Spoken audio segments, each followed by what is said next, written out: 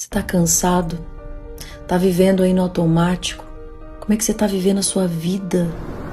A frieza da noiva de Cristo está começando uma jornada de motivação que vai até o final de 2024. Aqui nós iremos aprofundar a respeito da frieza espiritual para evitar que ela te consuma por dentro. Talvez você seja uma pessoa que lê a Bíblia, que ora, que vai na igreja, mas está morno, no caminho de uma frieza espiritual. E não se engane, porque ela chega de mansinho. Durante esse ano eu irei falar sobre 6 esferas. Que juntas elas te levam para essa frieza espiritual. Ansiedade, raiva, inveja, depressão, impaciência, falta de fé. Nós estamos vivendo num período de apostasia. Tem percebido os sintomas? Como, por exemplo, não ler a Bíblia todos os dias, ou um excesso de vaidade exposto aqui na internet, ou frases como: o que importa é ser feliz, a vida é uma só. Não se engane, o mundo espiritual ele é bem real, e Deus diz que ainda há tempo para buscarmos a verdade, e é somente nela que você vai encontrar a paz que você precisa, a cura que você precisa, a resposta, o caminho que você está procurando. Durante todas as quartas-feiras, eu vou trazer mensagens para te motivar ao autoconhecimento e a manter viva a chama do primeiro amor, para não deixar a frieza te afastar do que Deus tem para você. Fique ligado, clique nesse símbolo aqui do sininho de notificação para você não perder. Eu te espero mais tarde. Você sabe o que significa morrer para si mesmo? Você sabe mesmo? Parece ser uma coisa ruim quando a gente fala isso, né? Eu vou morrer para mim mesmo. Porque o que a maioria de nós quer é ser exaltado, ser elogiado. Mas no reino de Deus, morrer para nós mesmos é essencial. Escuta isso. Fui crucificado com Cristo, assim já não sou eu quem vive, mas Cristo vive em mim. A vida que agora vivo no corpo, vivo-a pela fé no Filho de Deus, que me amou e se entregou por mim. E esse convite para morrer é, na verdade, um convite para viver. Porque quando a gente entrega a nossa vida para Deus, nós estamos entregando os nossos planos, projetos, desejos, e isso não é fácil, isso é difícil. O apóstolo Paulo, que foi quem escreveu esse versículo aí de Gálatas que a gente leu, ele entendeu esse poder de Jesus, ele ficou 3 dias cego.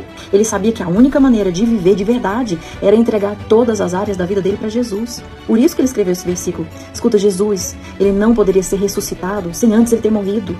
E a mesma coisa com a gente. E eu me perguntando, eu pergunto para você agora, o que você precisa entregar para Jesus hoje? O que você precisa entregar para Jesus hoje? Que comportamento, que hábito, que pensamento, o que você precisa crucificar? Então, do jeito que você tá mesmo, dê a Ele a permissão para renovar a sua vida para melhor. Que Deus te abençoe e afaste da sua vida todo o mal, toda a ansiedade, toda a incredulidade. Amém. Você é ansioso? Fala a verdade. Alguma vez você já percebeu a ansiedade te atrapalhando de fazer alguma coisa? Nós precisamos trabalhar a ansiedade dentro de nós. E sabe por quê? Porque o seu cansaço, a sua ansiedade são resultado de uma vida centrada em coisas que são passageiras. Eu tenho uma notícia maravilhosa de Eclesiastes para você, que o nosso trabalho, a nossa riqueza, conhecimento, problema, relacionamento, velhice, morte, tudo isso se resume a sabe o quê? Vaidade de vaidades. Tudo é vaidade. É correr atrás do vento e de nada tem proveito debaixo do sol.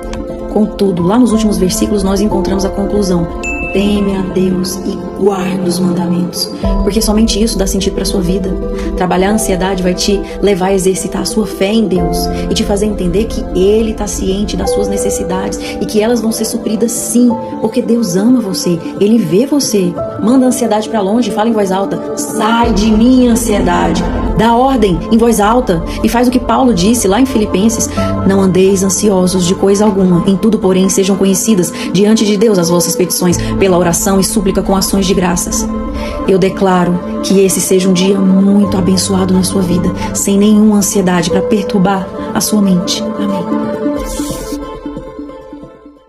Alguma vez você já se perguntou por que é que Deus permitiu isso? Por que isso está acontecendo comigo? Todos nós passamos por perdas no caminho, a morte de alguém, desemprego, término de um relacionamento. E aí a gente se pergunta por que é que Deus permitiu isso acontecer. Eu quero te convidar a ler Marcos, lá no capítulo 6, do verso 45 ao 52. Logo depois do milagre da multiplicação de pães e peixes, Jesus falou para que os discípulos, para que eles fossem na frente e atravessassem o mar, porque ele iria depois. E aí começou uma tempestade horrorosa. E todos eles, obviamente, ficaram morrendo de medo de morrer. Olha só, os discípulos, eles não chegaram nessa tempestade porque eles fizeram alguma coisa de errado ou porque eles desobedeceram. Não.